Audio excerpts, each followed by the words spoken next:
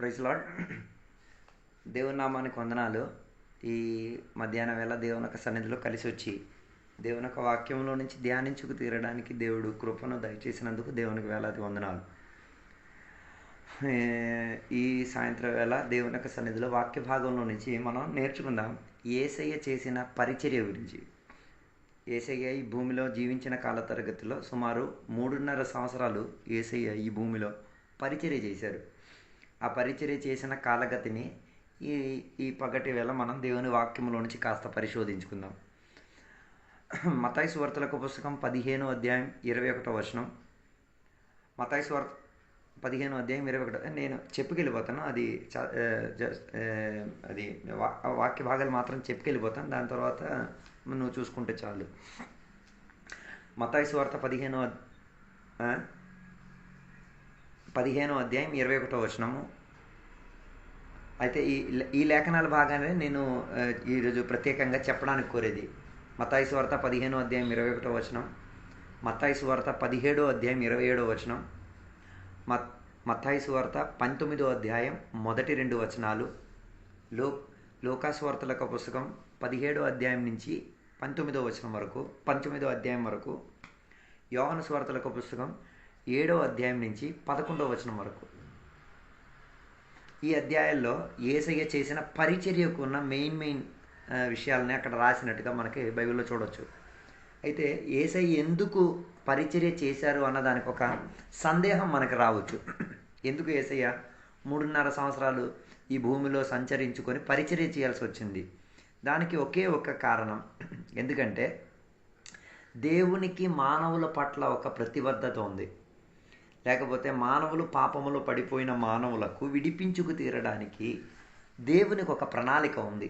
అది మనం అర్థం చేసుకు తీరడానికే యేసయ్య 3.5 సంవత్సరాలు పరిచర్య చేసి నానా విధమైన రోగులను స్వస్థపరిచి నానా విధమైన వ్యాధుల నుంచి ప్రజలను విడిపించుకొని దురాత్మ శక్తుల నుంచి యేసయ్య విడిపించుకు తీరి యేసయ్య గొప్ప పరిచర్య చేసి తీరడానికి, దాని ద్వారా మానవులందరికీ కూడా ఏం దొరికి తీరడానికి, విడుదల దొరికి తీరడానికి ఒక అవకాశంగా మారి తీరడానికే యేసయ్య 3.5 సంవత్సరాలు పరిచర్య చేసింది. అయితే యేసయ్య ఈ పరిచర్య చేయడానికి ఉన్న కాల తరగతిలో యేసయ్య చాలామందిని విడిపించి స్వస్థపరిచి బాగుపరుచుకొని వెళ్ళడం జరిగింది. అయితే యేసయ్య ఎప్పుడు తన పరిచర్యను ప్రారంభించాడంటే 30వ సంవత్సరం ముగించిన తర్వాత ఆయన నజరేతులో నివసించుచూ ఉండేవాడు. అక్కడి నుండి తన పరిచర్య ఏమై తీరింది, ప్రారంభించబడి తీరడం, అది 3.5 సంవత్సరాల వరకు ఏమైంది, గతించుకొని వెళ్ళింది. ఇది పరిచర్య చేసి వెళ్ళిన ఈ కాల తరగతిలో మెయిన్గా యేసయ్య పలస్తీనా దేశంలో ఉండి గలీలా, సమరియా, యూదియా, సిరియా, డెకాపోలిస్ ఈ చెప్పిన ప్రాంతాల్లో మాత్రం, కేవలం పలస్తీనా దేశంలోని ఈ ప్రాంతాల్లో మాత్రమే యేసయ్య 3.5 సంవత్సరాలు ఉండి పరిచర్య చేయడం జరిగింది. చాలామంది ఈ విషయంలో చాలా ప్రశ్నలు అడుగుతూ ఉంటారు. యేసయ్య ఇండియాకు వచ్చారని, యేసయ్య హిమాలయాలకు వచ్చారని అలాగేం బైబిల్ మనకు సూచించట్లేదు. యేసయ్య కేవలం ఫలస్తీనియా దేశంలో నుండి కొన్ని ప్రాంతాలు మాత్రం, గలీలియా, సమరియా, యూదియా, సిరియా, డెకాపోలిస్ ఈ ప్రాంతాల్లో మాత్రమే యేసయ్య ఏం చేసింది, తన 3.5 సంవత్సరాల పరిచర్యను చేసుకొని వెళ్ళడం జరిగి తీరింది. అయితే ఫలస్తీనియా దేశము రోమా సామ్రాజ్యం కింద ఏమయ్యుడిది, ఏలుబడి పొందుకునే ఒక చర్య ఉండేది. రోమ్యులే ఈ ఫలస్తీనా ప్రాంతాన్ని ఏం చేసేది, నాయకత్వం వహించుకొని ఏలుబడి చేసుకొని వెళ్ళి తీరేది. అయితే ఆ కాల తరగతిలోనే మనం యేసయ్య జన్మించిన కాల తరగతిలో హెరోదు గురించి మనకు బైబిల్ చెప్పేది. 4వ శతాబ్దిలో జరిగిన హెరోదు ఒక మరణం జరిగిన ఒక విషయం యేసయ్య జన్మించినంత కాల తరగతిలో మనం చదువుకు తీరొచ్చు. అయితే ఆ హెరోదుకున్న పిల్లలు ఎవరు? ఒకడు హెరోద్ అంతిపాస్. ఆయన గలీలా దేశానికి ఏం చేసేవాడు, అధికారిగా ఉండేవాడు. ఎందుకంటే హెరోదుకి 2 పిల్లలు ఉన్నారు కాబట్టి 2 పిల్లలకి వాటా ఇచ్చే దాంట్లో మొదటి కొడుకుగా ఉన్న హెరోదు అంతిపాస్కి ఏం చేసింది, గలీలా ప్రాంతం ఇచ్చేశారు. అదే రీతిగా తన సహోదరుడైన ఫిలిప్పు, హెరోదు యొక్క కుమారుడు, 2వ కుమారుడు, ఆయన పేరు ఫిలిప్పు, ఆయనకి దాని పక్కట ఉన్న ఏరియా, సిరియా ప్రాంతంలో ఉన్న ఏరియా మొత్తం ఏం చేశారు, ఆయనకి ఇవ్వడం జరిగి తీరింది. అలాగా యేసయ్య ఆ రోమా సామ్రాజ్యానికి ఉన్న ఆ ప్రభుత్వ పరిధి లోపలే యేసయ్య ఏం చేసేవారు, పరిచర్య చేయడం జరిగి తీరినట్టుగా బైబిల్ మనకి బోధిస్తున్నది. అప్పుడు యేసయ్య పరిచర్య గురించి మనం చదివేటప్పుడు మనం చూడగలిగిన మాట, యేసయ్య పరిచర్యకు 4 రీతిగా మనం విభజించవచ్చు. యేసయ్య పరిచర్యని బేసిక్గా 4 రీతిగా దానిని విభజించుకొని చదివితే మనం అర్థం చేసుకోగలిగేది ఏ రీతిగా అంటే, ఈ 4 విభజనను ప్రత్యేకంగా మనం చూడగలిగితే పస్కా పండగకు ఆధారపడిన విధానంగానే యేసయ్య తన పరిచర్యను వేర్పరిచింది, 4 రీతిగా వేర్పరిచింది. పస్కా పండగ అంటే ఏంటో తెలుసా? ఇశ్రాయేలీయులకు దేవుడు ఒక వ్యవస్థితి ఇచ్చేవారు. ఏంటి అనగా, వారు ఐగుప్త దేశంలోంచి దేవుడు వారిని విడిపించిన విధానాన్ని జ్ఞాపకం చేసుకుంటూ వారు ఏం చేసుకునేవారు, పాటించిన ఒక పండగయే పస్కా పండగ. దాని అర్థం బానిసత్వంలో నుంచి విడుదల దొరికారని, పాప జీవితంలో నుంచి విడుదల పొందారని, లేకపోతే చిక్కుల్లో నుంచి వారు విడుదల పొందారు అన్నదానిని జ్ఞాపకం చేసుకు తీరడానికి వారు పస్కా అన్న పండగను ఏం చేసేవారు, ఆచరించేవారు. అది సంవత్సరానికి ఒక్కసారి రావడము. ఆ రీతిగా ప్రజలందరూ కూడా సమావేశమై ఏం చేశారు, వివిధ ప్రాంతముల నుంచి యెరూషలేములోకి వచ్చి ప్రత్యక్షమై యాగార్పణలు అన్నీ చేసిన తర్వాత వాళ్ళు ఏం చేశారు, వెళ్ళేవారు. అలాగా ఆ పండగ కాల తరగతిని ఆధారం చేసుకొనే మనం ఏం చేయొచ్చు, యేసయ్య పరిచర్యను 4 రీతిగా విభజించుకొని నేర్చుకోవచ్చు. మొదటిగా ఉన్న భాగం ఎప్పటి నుంచి అంటే, యేసయ్య బాప్తిసం పొందిన దగ్గర నుంచి మొదటి పస్కా పండగను పాటించేంత వరకు మొదటి కాలం అని మనం చెప్పవచ్చు, మొదటి ఫేజ్ అని చెప్పుకోవచ్చు. అంటే ఇప్పటి నుంచి యేసయ్య బాప్తిసం పొందిన దగ్గర నుంచి మొదటి పస్కా పండగను పాటించేంత వరకు, అదే యోహాను సువార్తలకు పుస్తకం 2వ అధ్యాయం 13వ వచనాలు చదివినప్పుడు మనం చూడొచ్చు. యేసయ్య పస్కా పండగ గురించి జ్ఞాపకం చేసుకొని చెప్తున్న వాటిలో మనం అక్కడ చూడొచ్చు. అంటే కానాలో ఉన్న విందు అయిన తర్వాత ఉన్న సందర్భమే అక్కడ మనం చదివేది. అప్పుడే కదా యేసయ్యతో ఉన్న శిష్యుల గురించి, కొందరు గురించి మనం చదివేది. ఎవరు? యోహన్ను, ఆంద్రియు అని చెప్పిన శిష్యులు యేసయ్యతో అప్పుడే ఏమై తీరారు, శిష్యులుగా మారి. తొలి వీరు బాప్తిసం ఇచ్చిన యోహనుకు అనుచారులుగా ఉండే ఒక సందర్భం. ఆ యేసయ్య చేసిన మొదటి అద్భుతమే నీళ్లను ద్రాక్షారసంగా చేసిన అద్భుతం. ఆ అద్భుతంలోనే కొందరు శిష్యులు మాత్రమే మనకి కనబడి తీరేది. ఒక 5గురు మాత్రమే మనకు అక్కడ కనబడితే, దానికి మించినది మనకి కనబడట్లేదు. అప్పుడు మొదటి ఫేజ్ అని చెప్పేది యేసయ్య బాప్తిసం పొందిన దగ్గర నుంచి మొదటి పస్కాను పాటించే యొక్క సందర్భం వరకు. అదే యోహాను సువార్త 1వ అధ్యాయం 2వ అధ్యాయం మనం కలిపి చదివితే మనం దానిని చూచుకు తీరొచ్చు. 2వ భాగం అని చెప్పితే, యేసయ్య మొదటి పస్కా పండగను ప్రారంభించిన దగ్గర నుంచి యేసయ్య మొదటిసారి యెరూషలేములోకి వెళ్ళిన ఆ కాల తరగతిని 2వ భాగం అని చెప్పొచ్చు. లేకపోతే మొదటి పస్కా పండగను పాటించుకొని యేసయ్య తన పరిచర్యను ప్రారంభించుకొని యెరూషలేం దేవాలయానికి వెళ్ళి ఆయన యెరూషలేం దేవాలయాన్ని శుద్ధిపరిచినట్టుగా యోహాను సువార్త 2వ అధ్యాయం 13 నుంచి 22వ వచనం వరకు చదివినప్పుడు మనం చూడొచ్చు. అది 2వ భాగముగా మనం చెప్పుకు తీరొచ్చు. ఎప్పుడు అంటే, యేసయ్య మొదటి పస్కా పండగను పాటించుకొని మొదటిగా యెరూషలేంలోకి వెళ్ళి యెరూషలేం దేవాలయానికి శుభ్రపరచడం, యెరూషలేం దేవాలయంలో ఉన్న వాళ్ళందరినీ కూడా తోలివేయడం జరిగిన సంఘటన ఉంది కదా, వాటిని 2వ భాగంగా మనం చెప్పవచ్చు. ఈ భాగ తరగతిలోనే యేసయ్య యూదియా ప్రాంతం విడిచిపెట్టి సమరియా స్త్రీని కలిసి గలీలియలో ఉన్న త్రోవలో సమరియా స్త్రీని కల్పించి ఆమెతో మాట్లాడి ఆమెకి విడుదల ఇప్పించే చర్య గురించి మాట్లాడడం జరిగింది. ఈ సందర్భంలోనే బాప్తిస్మం ఇచ్చిన యోహాను చెరసాలలో పడడం, దాని తర్వాత ఆ సందర్భంలో యేసయ్య పరిచర్య కాస్త ఏమై తీరింది, అందరికీ వినబడి తీరేంతటిగా, అందరికీ అర్థమై తీరేంతటిగా శక్తి నొందుకొని వచ్చిన ఒక ప్రభావం మనకి కనబడుతున్నాయి. దాని అర్థం బాప్తిస్మం ఇచ్చిన యోహాను యొక్క మరణ తరగతి ముగింపు వచ్చినప్పుడు యేసయ్య యొక్క ఘనత ఏమై తీరుతున్నది, కొద్దిగా అధికంగా వినబడడం జరిగినట్టుగా మత్తాయి సువార్త 4వ అధ్యాయం 12 నుంచి 25వ వచనం వరకు చదివేటప్పుడు మనం చూడొచ్చు. రెండవదిగా మార్కు సువార్తలకు పుస్తకం 1వ అధ్యాయం 14వ వచనం నుంచి 20వ వచనం వరకు చదివినప్పుడు మనం చూడొచ్చు. యేసయ్య పరిచర్య మెల్లిమెల్లిగా ఏమై తీరింది, ఘనత నుండి తీరేంతటిగా, వినబడి తీరేంతటిగా ఉన్న చర్యను తీసుకున్నట్టుగా మనకి కనబడుతున్నది. అయితే మొదటి పస్కా పండగను పాటించిన దగ్గర నుంచి యేసయ్య దేవాలయాన్ని శుద్ధిపరిచిన దాంట్లో 2 ప్రాధాన్యత కలిగిన పని యేసయ్య చేశారు. ఒకటి, ఆయన 12 మంది అపోస్తులను ఎన్నిక పెట్టుకొని వారిని శిష్యులుగా అంగీకరించుకున్నట్టుగా ఉన్న ఒక చర్యను మనం చూడొచ్చు. రెండవదిగా, ఆయన ఒక కొండ మీద కెక్కి ఆయన ఏం చేశారు, కొండ మీద దేవుని యొక్క సందేశాన్ని అందించిన భాగం మత్తాయి సువార్త 5వ అధ్యాయం 6వ అధ్యాయంలో చదివినప్పుడు మనం చూడొచ్చు. ఇదే ఈ రెండో ఫేజ్లో మనకి ప్రాధాన్యతగా కనిపించి తీరేది. దాని అర్థం మొదటి పస్కా పండగ నుంచి ప్రారంభించి యెరూషలేం దేవాలయానికి వెళ్ళి యెరూషలేముని శుభ్రపరిచిన ఆ కాల తరగతిలో దేవుడు 2 మేజర్ పని చేశారు. ఒకటి, 12 మంది శిష్యులను ఏం చేశారు, అపోస్తలుగా డిక్లరేషన్ ఇచ్చి తర్వాత వారికి కొండ మీద ఉండి సందేశాన్ని అందించడం. ఈ రెండే ఈ కాల తరగతిలో ప్రాధాన్యత చెందేటట్టుగా. మూడవదిగా యేసయ్య పరిచర్యలో ఉన్న భాగాన్ని మనం చూడగలిగి తీరితే రెండో పస్కా పండగ నుంచి ప్రారంభించుకొని యేసయ్య ఎక్కడికి రెండో పస్కా పండగను పాటించిన కాల తరగతి నుంచి యెరూషలేం వరకు యేసయ్య వెళ్ళిన కాల తరగతిని మనం చెప్పుకోవచ్చు, మూడో భాగంగా చెప్పవచ్చు. ఆ కాల తరగతిలోనే యేసయ్య ఎక్కడ, యోహాను సువార్త 5వ అధ్యాయంలో బెత్సైదా అని చెప్పిన కోనేటి దగ్గర 5 మండపాలు ఉన్నాయి, చాలామంది రోగులు ఉన్నారు. అక్కడ ఒక మనిషి రోగగ్రస్తుడై ఉండగా దేవుడు ఆయనని స్వస్థపరిచిన ఒక చర్య మనకి కనబడి తీరేది. అందుకే ఈ మూడో భాగంలో రెండో పస్కా పండగకు ప్రారంభించుకొని ఎక్కడ యెరూషలేం వరకు వచ్చిన కాల తరగతిలో, అప్పుడు ఈ కోనేటి గురించి నేను చెప్పాను కదా, ఇది యెరూషలేంకి దగ్గర ఉన్న ప్రాంతం. అక్కడే యేసయ్య ఆయనని ఏం చేసింది, తన పాడిని ఎత్తుకొని నడవమని చెప్పి యేసయ్య ప్రజల విపరీత రోగుల మధ్య యేసయ్య ఆయనని స్వస్థపరిచింది. అక్కడ మనం చదివితే మనం చూచుకు తీరవచ్చు.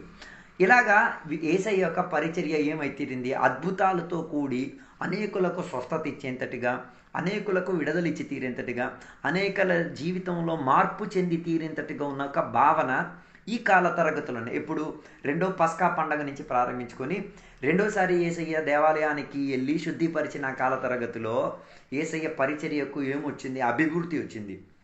ఈ అభివృద్ధి వచ్చిన సందర్భంలోనే యూదులు వారి నాయకులు ఏం చేసేవారంటే వారి అనుచారులను పంపించుకొని యేసయ్య పరిచర్యకు అభ్యంతరపరుచుకు తీరడానికి, యేసయ్య పరిచర్యలో ఉన్న లోటులను చూచుకు తీరడానికి, యేసయ్యని దూషించడానికి, అవమానించడానికి, ఎదిరించుకోవడానికి ఉన్న ప్రయత్నాలు యూదులు వారి అనుచారుల ద్వారా జరిపించుకు తీరడం అన్న సందర్భం మనం చూచి తీరొచ్చు. అందుకే బోల్డ్ సందర్భాల్లో యేసయ్యను ధిక్కరించడానికి, యేసయ్య చేసిన పరిచర్యకు అభ్యంతరపరిచి తీరడానికి, యేసయ్య దైవదూషణ చెందినవాడని, యేసయ్య దెయ్యపు శక్తులతో చేస్తున్నాడని అన్న రీతిగా వాళ్ళు ఇంటర్గేషన్లో వాళ్ళు ఏం చేశారు, యేసయ్యను దూషించడానికి ప్రారంభించుకు తీరారు. అలాగున్నప్పుడు మనం అర్థం చేసుకు తీరాలి, పరిచర్య వర్ధిస్తున్నప్పుడు ఎదిరించే వాళ్ళ సంఖ్య కూడా పెరుగుతుంది. దాని అర్థం అభ్యంతరపరిచే వారి సంఖ్య పెరిగి తీరుతుంది. దాని అర్థం పరిచర్య ఆగిపోతుంది అన్నది కాదు. పరిచర్య దేవుడిచ్చింది అయితే దానిని అభ్యంతరపరిచిన వారి అభ్యంతరపరుస్తూనే ఉంటారు, ఘనపరచాల్సిన దేవుడు ఘనపరుస్తూనే మనల్ని నడిపిస్తూ ఉంటారు. అందుకే ఆ విషయంలో దేవునికి ఎప్పుడు మనం స్తోత్రం చెప్పేవారిగా ఉండి తీరాలి. హల్లెలూయా. అందుకే ఆ విషయంలో మనం దిగులు పడకూడదు. అభ్యంతరాలు రావాలి, అడ్డులు రావాలి, సమస్యలు రావాలి, ఇబ్బందులు కలిగిన స్థితిగతి రావాలి, ఎదిరించలే వారు ఉండాలి. అప్పుడే దేవుని యొక్క పరిచర్యకు ఏం చెయ్యొచ్చు, ఎదుగుదల జరిపించే తీరే ఒక ప్రయాణం అయి తీరేది. అందుకే అలాంటి సందర్భంలో కుంగిపోకూడదు, నిరాశ చెందుకోకూడదు, బాధపడకూడదు. దేవుడు మనకి తోడై ఉన్నాడు, దేవుడు మనకు అండై ఉన్నాడు, దేవుడు మనకి సహాయకుడై ఉన్నాడు. హల్లెలూయా. అందుకే ఆ విషయంలో మనం నిశ్చింతగా భయం లేకుండా ఉండి తీరాలి. అభ్యంతరాలు రావాలి. అందుకే కదా కీర్తన చెప్తున్న మాట, శత్రువుల సమక్షతలో దేవుడు మనకి భోజనాన్ని ఏర్పరిచిన దేవుడు. ఆయన మంచి కాపరి అయితే మనకి శత్రువులను కూడా మనం ముందుగానే ఉంచి తీరేది, ఎదిరించే వారిని కూడా దేవుడు మనం ముందుగానే ఉంచి తీరేది. వారిని భయపడి విభ్రాంతి చెంది దిగులు పడిపోవడం కాదు. వారి మధ్యలో మనం ఏం చేయాలి, దేవుడు మనకిచ్చిన రక్షణ ధ్వజాన్ని ఎత్తి పట్టుకొని ఏం చేయాలి, పరిచర్యను ముందుకు కొనసాగించి తీరాలి. అందుకే యేసయ్యను ఎంత మాత్రం అభ్యంతరం పరచడానికి ఉన్న ప్రయత్నాలు చేసుకొని వచ్చినా కూడా యేసయ్య ఆగలే, దైవ చిత్తవృత్తి అనుసారంగా ముందుకే కొనసాగాడు. అందుకే ఈ పగటి వేళ వాక్యం ఆలకించిన దేవుని బిడ్డలకు నేను చెప్పడానికి కోరే ఒక మాట, జీవితంలో ఎన్ని స్థితిగతులు వచ్చినా భయపడొద్దు. దేవుడు మనకి తోడుగా ఉన్నాడు, దేవుడు మనకి అండగా ఉన్నాడు, దేవుడు మనకి సహాయకుడై ఉన్నాడు. ఆయన మనకి ధ్వజముగా ఉండందున ఏ పరిస్థితిలో అయినా కూడా మనం ఏం చెయ్యొచ్చు, మనం వెళ్ళిపోయి తీరొచ్చు. అందుకే కీర్తన చెప్పిన, మరణాంధకార లోయల్లో నేను వెళ్ళినను, ఏ రీతి కలిగిన అపాయం నా మీదకి జరిగి తీరదు. ఆయన నన్ను ఏమై తీరిన నడిపించిన నాయకుడు కాబట్టి మరణగల స్థితిగతిలో కూడా ఆయన మనల్ని నడిపిస్తాడు. అయితే ఇదే యేసయ్య పరిచర్యలోన మూడో భాగం. చివరికి 4వ భాగాన్ని మనం చూడగలిగి తీరితే యేసయ్య పరిచర్యలోన 4వ భాగమే యేసయ్య మూడో పస్కా పండగను ఆచరించుకొని యెరూషలేముకు వెళ్ళిన ఆ సందర్భమే ఏం చెప్పేది, 4 భాగాలని చెప్పేది. అప్పుడు యేసయ్య ఈ భూమిలో జీవించిన కాల తరగతిలో 33 సంవత్సరాల్లో 3 సంవత్సరాల పరిచర్య అని నేను చెప్పాను, 3.5 సంవత్సరాల పరిచర్య అని చెప్పాను.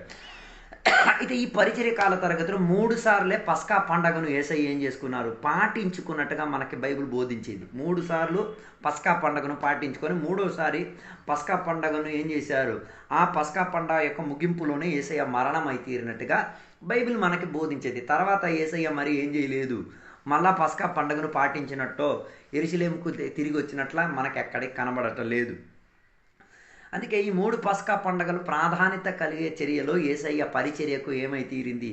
ఆధారంగా మారి తీరింది. అందుకే ఈ 3వ పస్కా పండగను పాటించిన తర్వాతే యేసయ్యను అరెస్ట్ చేశారు. యేసయ్యను అరెస్ట్ చేసిన తర్వాత వాయిదాకి తీసుకెళ్లారు. వాయిదాకి తీసుకెళ్ళిన తర్వాత యేసయ్యను ఏం చేశారు? నానా విధమైన కోర్టుల్లో తీసుకెళ్ళి ఆయనను విపరీతంగా చిత్రహింసలు పెట్టేసి చివరికి శిలువ మరణం ఎందుకు తీరడానికి ఆయనకు అప్పగించుకు తీరారు. దాని తర్వాత మళ్ళీ యేసయ్య యెరూషలేములోకి వాపస్ తిరిగి రాలేదు.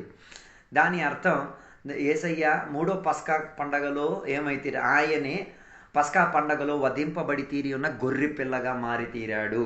అందుకే ఈ పరిచర్య కాల తరగతిలోనే యేసయ్య గొప్ప గొప్ప కార్యాలు చివరి గడియలో యేసయ్య గొప్ప గొప్ప కార్యాలు చేసేది మనం చూడొచ్చు. యేసయ్య ఈ చివరి 3వ పస్కా పండగను పాటించిన కాల తరగతిలోనే యేసయ్య ఏం చేశారు? గుడ్డివాడైన బెత్సైదాలో ఉన్న గుడ్డివాడైన ఒక వ్యక్తిని యేసయ్య స్వస్థపరిచినట్టుగా మనకి కనిపిస్తున్నది. తర్వాత శిష్యులతో కలిసి ఆరోహణమై తీరడానికి కొండ మీదకి వెళ్ళినది మనం చూడొచ్చు. మత్తయి సువార్తలకు పుస్తకం 17వ అధ్యాయంలో, మార్కు సువార్త 9వ అధ్యాయం, లూకా సువార్త 9వ అధ్యాయంలో యేసయ్య కొండ మీదకు వెళ్ళి ఏమైతే రూపాంతరం చెందిన భావన గురించి మనకు అక్కడ కనిపిస్తున్నది. ఈ వెళ్ళిన త్రోవలోనే యేసయ్య సమరియా దాటుకుంటూ యూదియా దేశం అంతా దాటుకుంటూ ఏం చేశారు? పరిచర్య చేసుకుని వెళ్తూ ఉన్న సందర్భంలో 10 మంది వాదులను యేసయ్య ఏం చేశారు? స్వస్థపరిచారు. అలా స్వస్థపరిచిన తర్వాత అదే మనకి లూకా సువార్త 17వ అధ్యాయంలో చూడొచ్చు. ఆ స్వస్థపరిచిన చర్యలోనే యేసయ్య 70 మంది శిష్యులను ఎంచుకు తీరి యూదియా సిరియా దేశములకు పంపించి తన పరిచర్యకు ఏం చేశారు? విపరీతంగా ఎదుగుదల పొంది తీరేంతట్టుకున్న అవకాశాన్ని ఇచ్చి తీరారు. అలా సిరియా దేశములో నుంచి వెళ్తూ ఉన్న సందర్భంలోనే లాజరు అని చెప్పిన ఒక మనిషి గురించి మనకు అక్కడ కనబడుతున్నది. లాజరు రోగదశలోకి వెళ్ళిపోయి మరణానికి వెళ్ళిపోయిన ఒక అనుబంధం మనకి యోహాను సువార్త 10వ అధ్యాయం 11వ అధ్యాయాలు చదివినప్పుడు మనం చూచి తీరొచ్చు. ఆ కాల తరగతిలోనే లాజరు ఏమై తీరాడు? మరణించే తీరాడు. కానీ యేసయ్య అక్కడికి వెళ్ళలే. యేసయ్య వెళ్ళకపోవడం, మళ్ళా లాజరు చనిపోవడం, తర్వాత యేసయ్య 4 రోజులు దాటిన తర్వాత ఎవరి దగ్గర? లాజరు దగ్గరికి రావడం, పునర్జీవాన్ని ఇచ్చుకు తీరే యొక్క పరిచర్యను చేసుకున్నాడు. అప్పుడు ఈ 3వ పస్కా పండుగను పాటించిన ఈ 4వ ఫేజ్లో యేసయ్య కేవలం గొర్రెపిల్లగా మారడం కాదు, గొర్రెపిల్ల నుంచి విమోచన ఇచ్చే ఒక చర్య మాత్రం కాదు, ఆయన పునరుద్ధానానికి కూడా శక్తి కలిగిన వాడు అన్నదాన్ని రుజువుపరిచాడు లాజరు యొక్క మరణం మూలంగా. అలాగా లాజర్ని దేవుడు స్వస్థపరిచిన తర్వాతే చివరి భాగములోకి యేసయ్య వచ్చింది. యెరూషలేముకు వచ్చాడు. యెరూషలేముకు వచ్చి గాడిద మీద కూర్చున్నాడు. అదే మత్తయి సువార్త 21వ అధ్యాయం, మార్కు సువార్త 11వ అధ్యాయం, లూకా సువార్త 19వ అధ్యాయం. ఇవన్నీ మనం చదివినప్పుడు మనం చూడొచ్చు. గాడిద మీద ఎక్కి ఊరేగింపు చేయబడి ఆయన ఏం చేశారు? యెరూషలేములోకి వెళ్ళడం, ప్రజలు దానిని అభ్యంతరపరచడం, కానీ దేవునికి మహిమపరిచే విధానంగా ఆయన ఏం చేశారు? దేవాలయం లోపలికి వెళ్ళడం జరిగి తీరింది. ఈ కాల తరగతిలోనే యేసయ్య మహిమోన్నతిగా తన ప్రేమను ప్రకటించి, కృపను చూపించి, పరిశుద్ధతను బోధించి, లోబడే తత్వాన్ని చూపించి, పరిశుద్ధాత్మ ద్వారా యేసయ్య తన పరిచర్యను కొనసాగింపజేసి తీరారు. అందుకే ఇవన్నీ మనకి బోధించే ఒకే ఒక మాట, యేసయ్య దైవత్వానికి ఆధారం కలిగిన ఒక పురుషుడు. ఆయన పరిచర్య మనల్ని దైవ లక్షణాలకు ఏం చేసి తీరుతున్నది? నడిపించి తీరుతున్నది అనేది మనం ఏం చేసుకు తీరాలి? అర్థం చేసుకునేటట్టుగా ఉండి తీరాలి. అందుకే రాత్రి వేళ, ఈ పగటి వేళ దేవుని యొక్క బిడ్డలుగా మనం అర్థం చేసుకు తీరాలి. యేసయ్య పరిచర్య ప్రారంభించుకొని ఒక ముగింపులోకి వచ్చి తీరింది. అలా యేసయ్య మరణించిన తర్వాత పరిచర్య అయిపోయింది అనుకోమాకండి. ఈరోజు ఆ పరిచర్య దేవుడు మన చేతికి అప్పగించారు. ఆ పరిచర్యను మనం ఏం చేయాలి? నిస్భయపడకుండా ధైర్యపూర్వకంగా దేవుని యొక్క కృపాసింహాసనం ఎదుటకు వెళ్ళి తీరడానికి కృపను దేవుడు ఇచ్చిన దేవుడు మనం మూలంగా కూడా పరిచర్య చేయాలని, చేయబడి తీరాలని కోరిక దేవునికి ఉంది. అందుకే ఆ పరిచర్యను ఏం చేయాలి? మనం కూడా రాబోయే రోజుల్లో అధికంగా చేసుకు తీరడానికి ప్రయత్నం చేసుకు తీరాలి. అందుకే నేను చెప్పిన ఈ 4 భాగాలు, ఒకటి యేసయ్య పరిచర్య కాల తరగతిలో ఉన్న 4 భాగాలు నేను చెప్పాను. ఈ 4 భాగాలు మనం బైబిల్లో మనం వివేచించుకొని చదవగలిగి తీరితే యేసయ్య చేసిన ఆ పరిచర్య భాగాన్ని మనం కూడా మన జీవితంలో ఏం చేయొచ్చు? అలవాటు చేసుకోవచ్చు, మనం కూడా చేసుకోవచ్చు. అది మనకున్న బాధ్యత. అందుకే యేసయ్య చెప్పిన మాట, లోకం అంతటికి వెళ్ళి సకల మానవులకు సువార్తను అందించేసి వారికి ఏం చేయాలి? తండ్రి, కుమార, పరిశుద్ధాత్మ నామమున బాప్తిస్మం ఇచ్చి వారి దేవుని యొక్క శిష్యులై తీరడానికి ఏం చేయాలి? ప్రయత్నపడి తీరాలి. అందుకే దేవుని యేసయ్యకున్న పరిచర్య కాల తరగతి 3.5 సంవత్సరాలు అయితే మనకు దొరికిన ఆయుష్కాలం మొత్తం దేవునికి ఏం చేయాలి? పరిచర్య చేసేటట్టు ఉండి తీరాలి. పరిచర్యలో ఏకైక ఉద్దేశం ఒకటే, మానవులకు ఏముంది? విమోచన ఉంది. మానవులకు పాపము నుంచి విముక్తి ఉంది. మానవులకు దైవ ప్రణేళక ఉంది. మానవులను విడిపించుకు తీరడానికి దైవ స్వభావం చెంది మానవుడిగా అవతరించిన యేసుక్రీస్తు వారు మన కొరకు బలియాగమై తీరాడు. ఆయన పరిచర్య మూలంగా మనకిచ్చే సందేశం, ఆయన పరిచర్య నేటికి కూడా అనేకులకు మారుస్తున్నది. ఆయన పరిచర్య నేటికి కూడా అనేకులకు దుష్టాత్మ శక్తులను దూరపరచగలుగుతున్నది. ఆయన పరిచర్య అనేకుల యొక్క బంధకాలను ఎరగొట్టగలుగుతున్నది. ఆయన పరిచర్య అనేకుల శాపం ఎరగొట్టగలిగి తీరుతున్నది. ఆయన పరిచర్య అనేక కుటుంబాలకు ఐక్యతనిచ్చి తీరుతున్నది. ఆయన పరిచర్య అనేక మందిని దైవ కుటుంబములో సాదృశ్యభరితంగా మార్చుకు తీరుతున్నది. అందుకే ఈ పగటి వేళ దేవుని యొక్క సన్నిధిలో మనం కూడా యేసయ్య పరిచర్యను ముందుగా పెట్టుకొని మనకి అప్పగింపబడిన పంక్తిలో మనం కూడా పరిగెడదాం. అనేకులకు సువార్త చెప్దాం. అనేక రోగుల కొరకు ప్రార్థన చేద్దాం. అనేక మందికి వాక్యము ద్వారా బోధించుకొని నిలబెట్టుకు తీరుతాం. వీటన్నిటి మధ్యలో మనకి ఎదిరింపులు వస్తాయి. ఎదిరించే వాళ్ళు వస్తారు, వేదన పరిచేవారు వస్తారు, దుఃఖపరిచేవారు వస్తారు, ఇబ్బంది కలిగించేవారు వస్తారు. కానీ నిరుత్సాహపడకుండా ముందుకు సాగుదాం. మనం అదిగే కదా పాట రాసినాడు, ఈ రీతిగా రాశాడు, అదిగో నా నావా బయలుదేరుచున్నది, అందులో యేసు ఉన్నాడు. అందుకే మన పడవ ప్రయాణం అవుతున్నది. ఆ ప్రయాణంలో మనం యేసయ్యను తోడు పెట్టుకొని యేసయ్య ప్రారంభించిన పరిచర్యను మనం కొనసాగింపచేద్దాం. అనేక ఆత్మలను తయారు చేసుకు తీరడానికి దేవుడు మనలకి శక్తి సామర్థ్యం దయచేసి తీరునుగాక అని కోరుకుంటూ ఈ వాక్యాల ద్వారా దేవుడు మనలందరినీ కూడా దీవించునుగాక. ప్రార్థన చేద్దాం. పరిశుద్ధ మహోన్నత దేవానికి వందనాలు తెలియవస్తున్నాం. ఈ రాత్రి వేళ దేవుని యొక్క వాక్య భాగంలో నుంచి నేర్చుకు తీరడానికి కృపాభాగ్యాన్ని మాకు కల్పించినందుకు దేవానికి స్తోత్రం. నీ పరిచర్య 3.5 సంవత్సరాల్లో దేవా అతి తీవ్రత చెందే తీరులో 4 విభజన కలిగి ఉండి చేసుకు తీరా. 3 పస్కా పండుగలను పాటించుకు తీరి దేవాలయంలో దేవ ముమ్మారు వెళ్ళి శుద్ధిపరిచి తీరి దేవా నీ పరిచర్యను ముగించుకు తీరా. దేవా మా కొరకు వధింపబడి ఉన్న గొర్రె పిల్లవు, పస్కా కోసం ఉపయోగింపబడిన గొర్రె పిల్లవు దేవా, నువ్వు వధింపబడి తీరావు కాబట్టి మాకు రక్షణ దొరికి తీరింది, మాకు విమోచన దొరికి తీరింది, రోగము నుంచి విడుదల దొరికి తీరింది, శాపాల నుంచి, కట్టుబాట్ల నుంచి, సాంప్రదాయాల నుంచి మాకు విడుదల కలిగి తీరింది. పగటి వేళ దాంట్లో మేము అభిమానించి తీరుతున్నాం. కృపదాయి చేయండి అయ్యా. దేవాలయాన్ని శుద్ధిపరిచినట్టుగా మా శరీరం అన్న ఈ ఆలయాన్ని శుద్ధిపరచండి. పాపభరితమైనదైనా లోకభరితమైనది దుష్టాత్మ భరితమైనది ఏదైనా మాలో ఉండి తీరుతుంది. ఒక శుభ్రత మాలో వచ్చి తీరునుగాక. ఈ రాత్రి వేళ ఈ పగటి వేళ నీ సన్నిధిలో మేము ఆసక్తితో మేము కోరుకొని ప్రార్థన చేస్తున్నాం. సహాయం దయచేయండి దేవా. ప్రత్యేకంగా శ్రీధర్ కోసం ప్రార్థన చేస్తున్నాం, తన కుటుంబం కోసం ప్రార్థన చేస్తున్నాం. ఆయనని దీవించండి, ఆశీర్వదించండి. తన పరిచర్యలో ఒక విస్తారత కనబడి తీరునుగాక. ఇప్పుడున్న అభ్యంతరాలు, అడ్డులు, ఆటంకాలు యేసునామములో మారి తీరునుగాక. గొప్ప విడుదల జరిపించినందుకు స్తోత్రం. పరిచర్యలో దేవా నీవు కొనసాగింప చేసినందుకు స్తోత్రం. దీవెనలతో నింపినందుకు స్తోత్రం. యేసునామములో అడిగి వేడుకున్న పరమ తండ్రి. ఆమేన్, ఆమేన్, ఆమేన్. Praise lord.